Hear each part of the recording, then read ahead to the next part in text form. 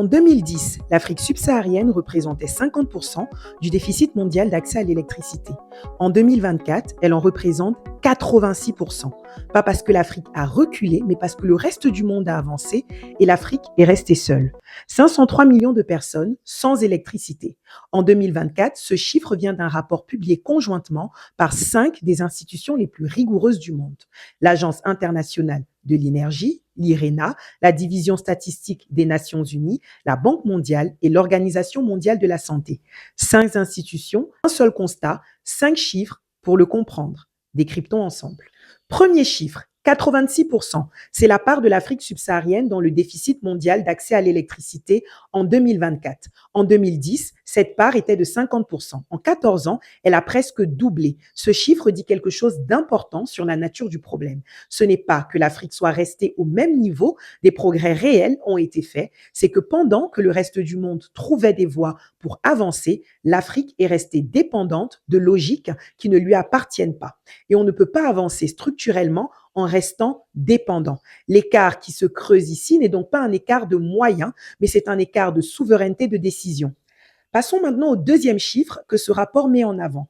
Entre 2010 et 2020, l'électrification mondiale progressait à un rythme moyen de 0,77 points de pourcentage par an.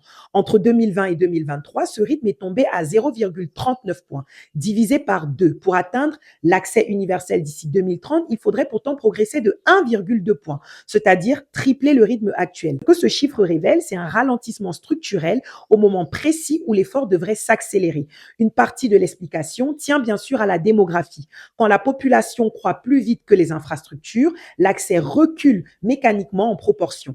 La démographie africaine est une force, mais sans les investissements qui l'accompagnent, elle devient un frein statistique. Ça, c'est un paradoxe que les gouvernements africains n'ont pas encore suffisamment adressé dans leur politique énergétique.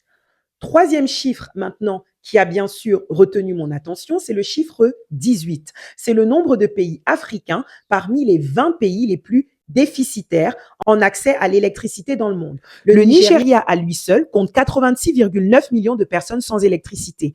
La RDC, 79,6 millions. L'Éthiopie, 56,4 millions. Ces pays représentent à eux seuls plus d'un tiers du déficit mondial total. Ce chiffre doit nous interpeller parce qu'il n'est pas le résultat d'un manque de ressources naturelles. Ces pays en ont. Il est le résultat d'une faille de gouvernance, d'un défaut de transformation des ressources en capacité réelle pour les populations. L'énergie ne manque pas vraiment en Afrique. Ce qui manque, c'est la capacité institutionnelle à la produire, à la distribuer et à la rendre accessible. Quatrième chiffre important, nous allons parler de la fracture rurale. 451 millions, c'est le chiffre et c'est également le nombre de personnes vivant en zone rurale en Afrique subsaharienne sans accès à l'électricité en 2023. Ce chiffre était de 376 millions en 2010. Pendant que le reste du monde réduisait son déficit rural, l'Afrique subsaharienne allait dans l'autre sens. Ce que cela dit, c'est que les zones rurales africaines sont structurellement délaissées. Il existe une fracture profonde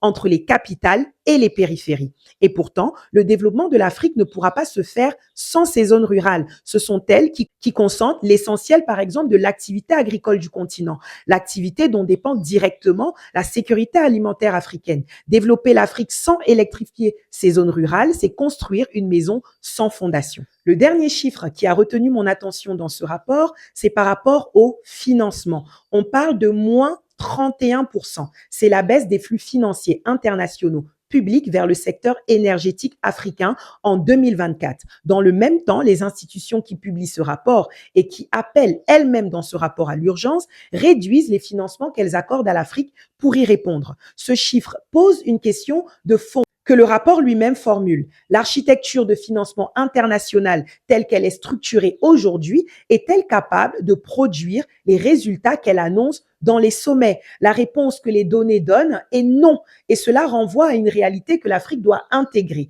Compter structurellement uniquement sur des financements extérieurs pour combler des déficits que les politiques étatiques doivent elles-mêmes adresser, c'est une stratégie qui a déjà eu à montrer ses limites. L'Afrique doit donc apprendre à compter sur elle-même. Pour conclure cette chronique, rappelons quelques chiffres. 503 millions de personnes sans électricité.